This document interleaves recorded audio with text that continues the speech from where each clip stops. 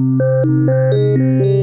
the early 1960s, the pharmaceutical company behind the drug thalidomide tried to convince Dr. Francis Kelsey, a scientist from the Food and Drugs Administration, to approve their drug.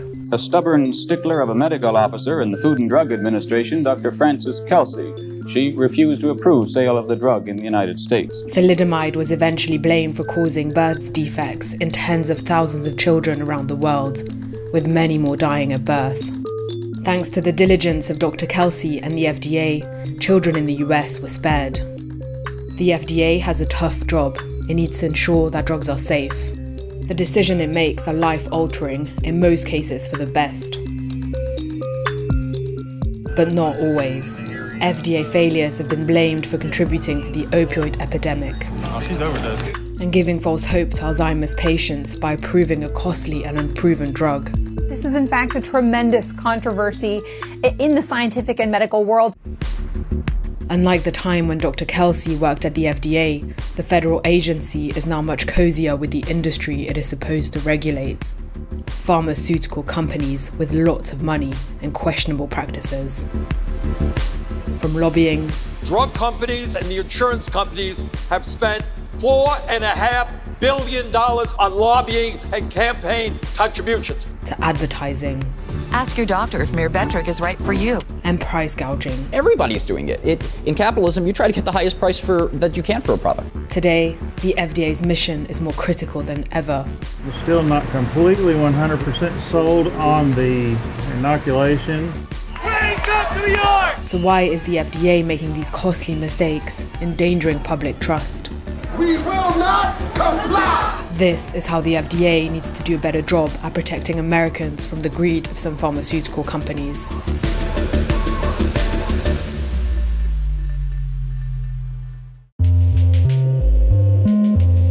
In 1995, Purdue Pharma released a powerful pain medication called OxyContin, downplaying the drug's addictive properties. Less than 1% of patients taking opioids actually become addicted. Since then, more than 500,000 people have died of opioid-related overdoses in the US. Can you breathe? Can you hear me, honey? Wake up.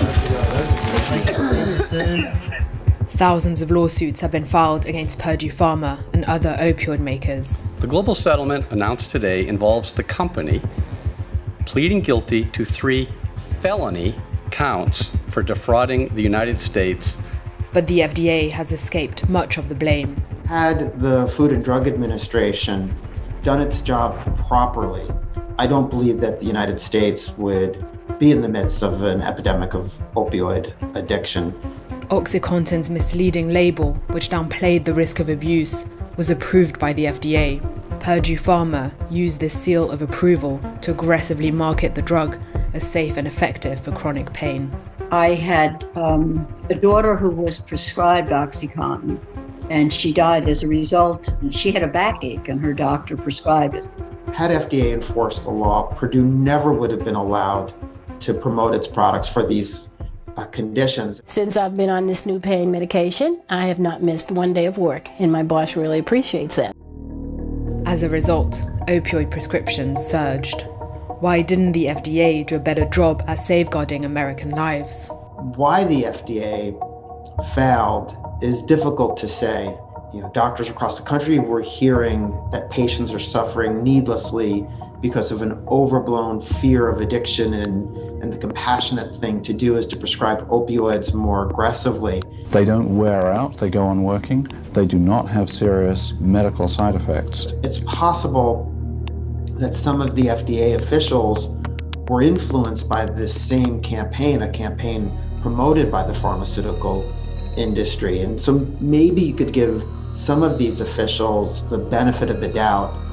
In 2002, as the dangers of OxyContin became clearer, eventually it stopped working. It was probably the most unbelievable, excruciating, horrible time of my life. A meeting was held at the FDA to review the labeling of opioids.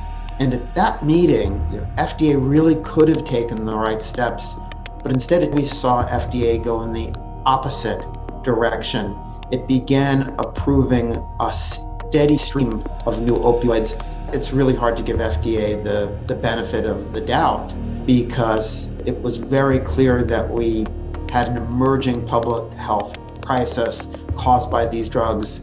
The majority of advisors at this meeting had ties to pharmaceutical companies, including Purdue Pharma.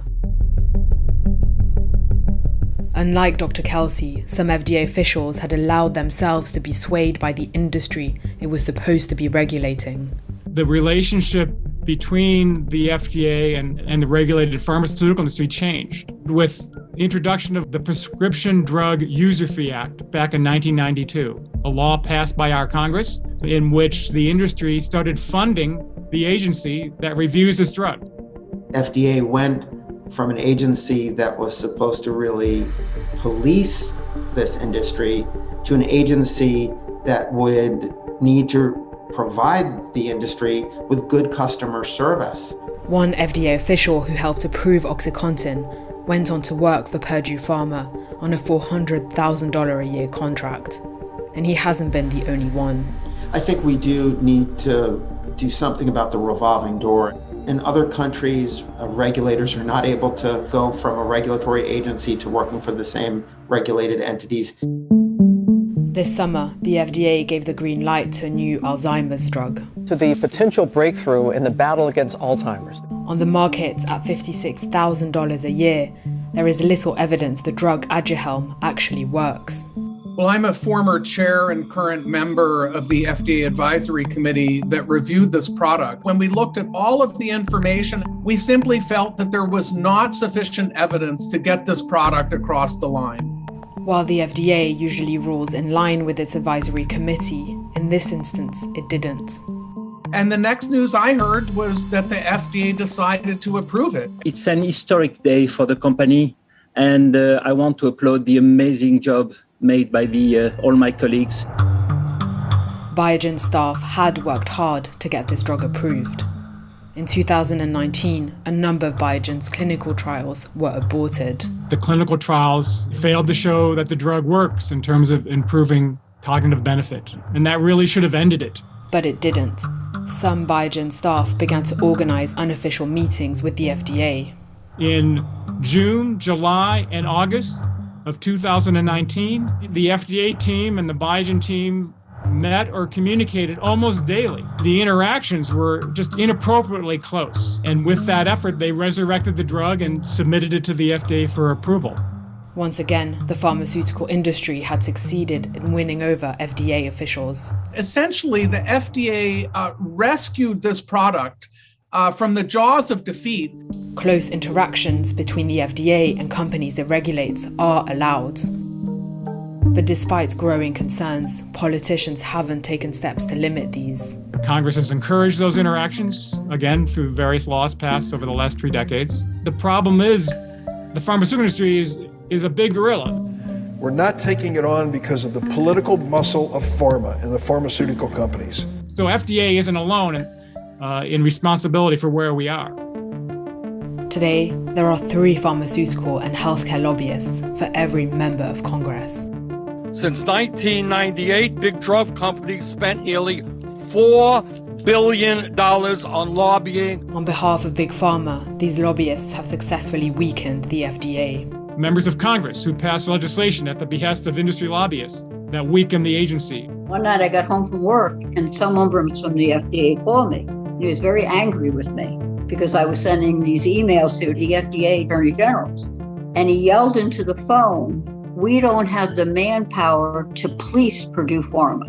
That's when I started realizing Purdue Pharma had overwhelmed the FDA. Attempts have been made to hold Big Pharma to account. In 2007, Purdue Pharma pleaded guilty to federal criminal charges for downplaying OxyContin's addictive properties. We hope that Purdue's guilty plea will send a message that the Department of Justice will not allow Big Pharma to engage in illegal conduct that corrupts the doctor-patient relationship.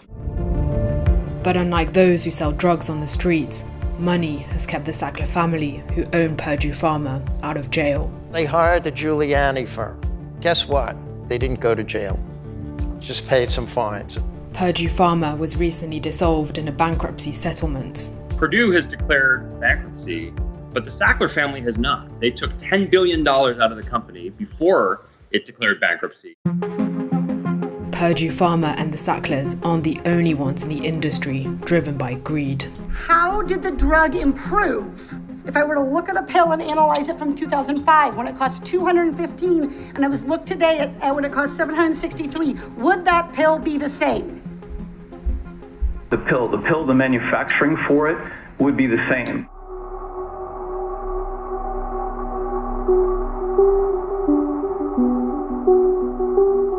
It makes me feel, really bad because I'd hate for my daughter to have to hear about her mom dying from an overdose.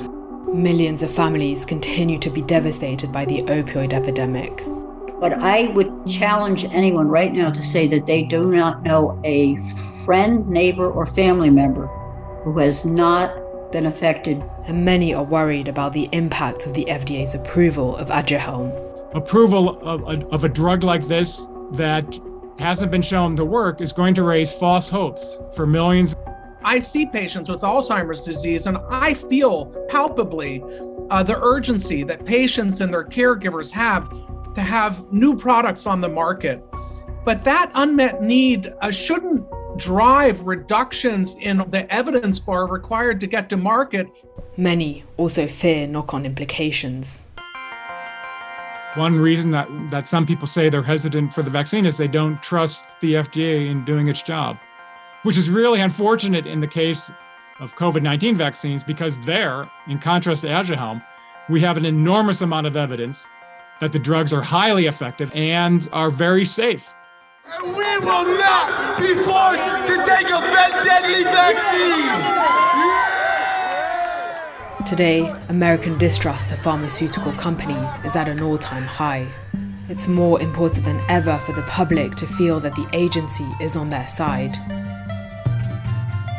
The FDA has an important but tough job. There's an enormous volume of evidence that the FDA has to wade through. And I have the privilege to work with the FDA, and I know how hard they work on behalf of the American people. But some of the FDA's decisions are upsetting those working within the agency too. Third FDA advisor has now resigned after the approval of Biogen's Alzheimer's drug. In July, the FDA called for federal investigation into the way that Aduhelm was approved. Many individuals who work at FDA today who truly believe in the agency's public health mission are frustrated by an agency that too often puts the pharmaceutical industry's interests ahead of public health. Today, the FDA is at a crossroad, as President Biden is due to name a new head for the agency. We need a new commissioner, a new leader at the head of the organization that is pro-public health,